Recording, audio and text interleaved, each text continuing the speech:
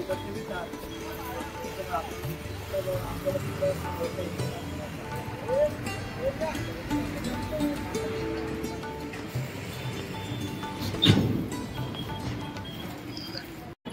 मित्रांनो, सर्वप्रथम मी अमोल पाटील आपणा सर्वांचं माझ्या यूट्यूब चॅनलवर सहर्ष स्वागत करतो.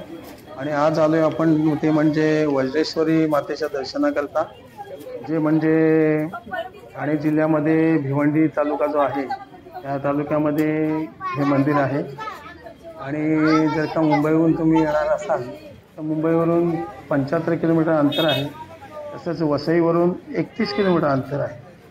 आणि या मंदिराबाबत आख्यायिका जी आहे ती म्हणजे या देवीने आपल्या वज्राने राक्षसाचा संहार केला होता आणि म्हणून या देवीला वज्रेश्वरी हे नाव दिलं आहे. खरं तर ही देवी म्हणजे जगतजननी माता पार्वतीच आहे. आणि आपण पाहताय एकूण 52 पायऱ्या, दगडाच्या पूर्ण पायऱ्या 52 पायऱ्या या मंदिरापर्यंत पोचण्याकरता आपल्याला आहेत. आणि जर का तुम्ही उन्हाचे जर का आलेत तर आपल्याला स्टॉलवाले सांगतात इथे चप्पल काढा, पण चप्पल खाली काढू नका आपल्याला सांगतोय की, कारण की उन्हाचे पाय आपण टेकू शकत नाही, एवढ्या पायऱ्या तापलेल्या असतात. आणि ही जी समोर जी कमान आहे आणि या कमानीच्या बाजूलाच तिथे चप्पल स्टँड आपल्याला आहे, त्याच्यामुळे चप्पल घालूनच वर या. अर्थात जर का सकाळी आले तर चप्पल खाली ठेवली तरी चालेल, पण उन्हाचे आले तर चप्पल कृपया पायात असू द्या, कारण का की पाय खूप भाजणार तुमचे. तर चला तर मित्रांनो, जय माता दी. हे आहे मुख्य प्रवेशद्वार, वज्रेश्वरी योगिनी माता मंदिर. आणि हे तामसा नदी काठी असलेले हे मंदिर आहे. आणि हे मुख्य सभामंडप आहे मंदिराचं. आणि गर्दी तशी नाही आहे, परंतु आतमध्ये मंदिरात फोटोग्राफीसाठी अलाउड नाही, त्याच्यामुळे इथूनच जेवढं दिसते तेवढं मी तुम्हाला व्हिडिओ दाखवत आहे. तर हे पहा, आता हे थोडं भोग चालू आहे देवीला, म्हणून आम्ही आता इथे बसलेलो आहोत, त्यानंतर दर्शन होईल.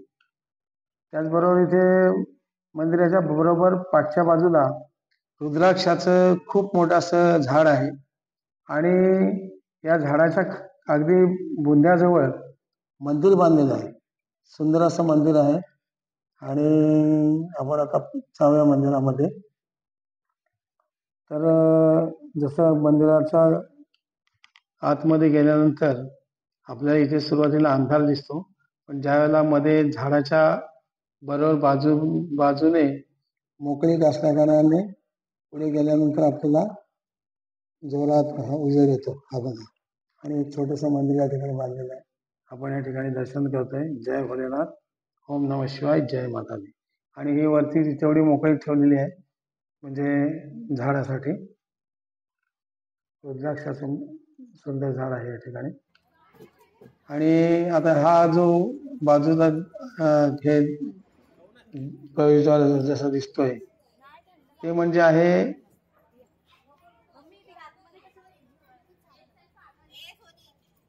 नमस्कार मित्रांनो, आणि हा आहे मंदिराचा साइड व्ह्यू आणि हे आहे फ्रंट व्ह्यू.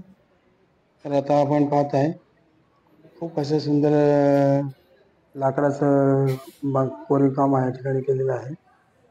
मला वाटतं आत्ताच हे नवीन केलेलं असं दिसतंय, किंवा पॉलिश तरी कमीत कमी केलेली असेल. आणि आतमध्ये पूर्ण दगडी गाभार आहे, हा बघा. आतमध्ये काही सूचना आहे आपल्याला की मला शूटिंग करता येणार नाही, व्हिडिओ काढता येत नाही, फोटो काढता येणार नाही. मित्रांनो, भाविक येत आहेत आणि या ठिकाणी समोर प्रसादालय आहे. या ठिकाणी लाडू आणि पेढे असा प्रसाद या ठिकाणी मिळतो. तसेच हा आता मंदिराच्या बाजूचा जो परिसर आहे, या ठिकाणी या झाडाला अनेकांनी चुनरी बांधलेल्या आहेत.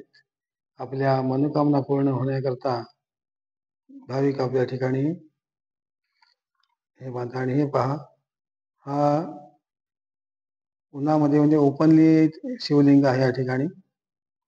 आणि हे एक मंदिरच आहे, आतमध्ये शिवाचं मंदिर आहे, शंकराच्या पिंड्या आतमध्ये आहे.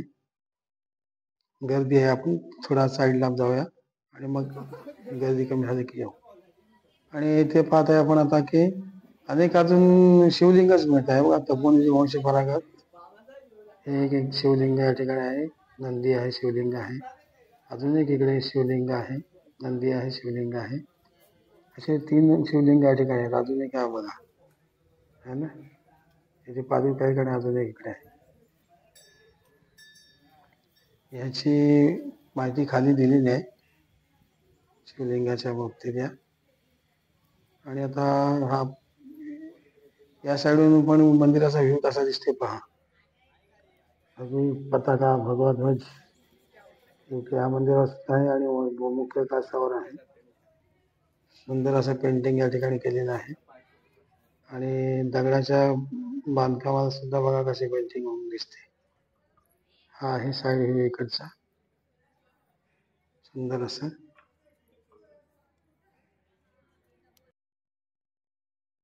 आणि आता गर्दी कमी झाली नाही तर आम्ही भोलेनाथांच्या दर्शनाला आलेलो आहोत.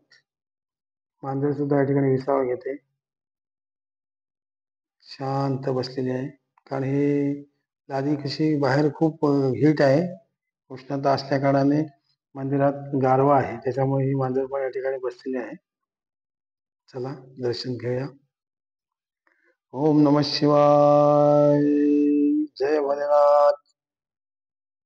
शंभो हर हर महादेव. ओम नमः शिवाय. ओम नमः शिवाय. ओम नमः शिवाय. ओम नमः शिवाय. ओम नमः शिवाय. ओम नमः शिवाय. ओम नमः शिवाय. शंभो हर हर महादेव. जय माता दी, जय माता दी, जय माता दी. जय भोलेनाथ. शंभो हर हर महादेव. गणपती बाप्पा मोरया, मंगलमूर्ती मोरया. तर मित्रांनो, आता आम्ही वज्रेश्वरीचं दर्शन करून, सभोवतालचं दर्शन करून आम्ही खाली आलो आहोत. आता आम्ही निघतोय गरम पाण्याच्या कुंडाकडे. तर आता आम्ही आलेलो आहोत. या ठिकाणी गरम पाण्याचे कुंड सुद्धा आहेत आणि मंदिर सुद्धा आहे इथे. चला तर आपण पाहूया. आता सुरुवातीलाच प्रत्येक ठिकाणी ही खेळणी आणि प्रसादालय अशी दुकानं या ठिकाणी दिसतात आपल्याला. खूप ऊन आहे आणि पाय भाजू नये म्हणून हे बघा त्यांनी वॉकवे बनवलेला आहे, त्याच्यावरून चालायचं आहे. पण कसं आहे, मंडळी इकडून तिकडून चालत आहेत, पण त्याच्यावरून गेलं तर आपले पाय भाजणार नाहीत. आणि हे पहा खूप मोठं असं मंदिर या ठिकाणी केलेलं आहे. ध्यान मंदिरच आहे मला वाटतं. तर आपण बघूया मंदिराच्या वरती नाव लिहिलेलं आहे.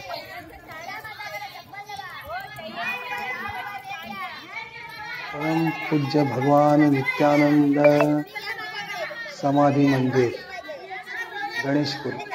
ही वज्रेश्वरी आणि ही गणेशपुरी. आता याला असं नाव लिहिलं आहे गणेशपुरी म्हणून. आणि हे सुद्धा खूप मोठं ध्यान मंदिरच आहे तसं. परम पूज्य भगवान श्री नित्यानंद समाधी मंदिर, गणेशपुरी.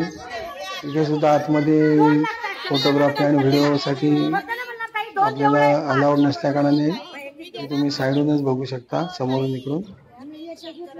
चप्पल स्टँड इकडे आहे, चप्पल आपल्या पादत्राणे काढाव्यात आणि आतमध्ये दर्शन करून यायचं आहे. दर्शन करून पाठच्या बाजूनेच आपण बाहेर पडतो. आणि त्या ठिकाणी दुसरं एक मंदिर आहे, हे पहा शंकराचं मंदिर. या ठिकाणी सुद्धा सुंदर असं मंदिर आहे आणि इथे दर्शन करायचं तर आपल्याला. जय भोलेनाथ.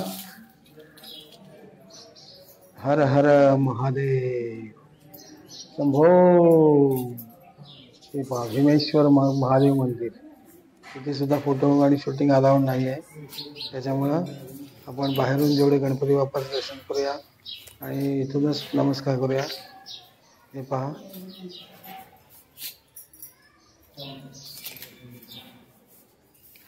ओम नमः शिवाय. शंभो. नाही ठीक आहे. आणि ही आता गरम पाण्याची कुंडी गणेशपुरीला आपण आता आलेलो आहोत. आणि आता हे पहा, हे काही भाविक या ठिकाणी गरम पाण्याच्या ह्याच्यात आंघोळी करतात. तसं पाण्याची तशी पातळी जी आहे ती कमी, ह्याच्यात भरपूर दिसते पाणी. हे भरपूर पाणी ह्याच्यामध्ये एका कुंडामध्ये.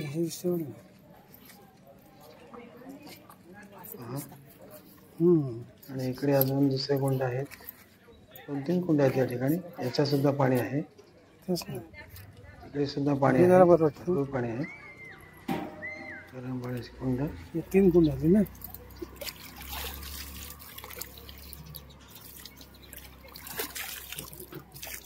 थोडं तरी पाणी आपल्या पायावर घ्यायला पाहिजे. बघूया दुसऱ्याकडे कुठे आपल्याला संधी मिळते, कुठे संधी मिळते बघूया. या ठिकाणी पण डायरेक्ट कुंडात उडी मारून आंघोळ करू नये अशी सूचना याच्यामध्ये लिहिलेली आहे. चपला तुमच्या लांब ठेवाव्यात असं सुद्धा सांगितलेलं आहे. आणि इथे थोडं पाणी कमी दिसतंय, त्याच्यामुळे इथे उतरायला हरकत नाही.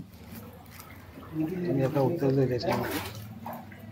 बघा गरम पाणी भिजवलेत.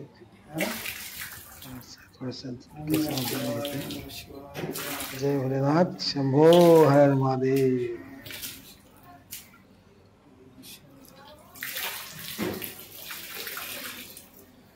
या ठिकाणी त्याच्यातूनच घ्या, मी नाही खाली. नाथ सुद्धा या ठिकाणी 1 महिनाभर त्यांनी तपश्चर्या करता इथे आले होते. आणि दररोज देवी मातेची सुद्धा इथून पाणी गरम पाण्याने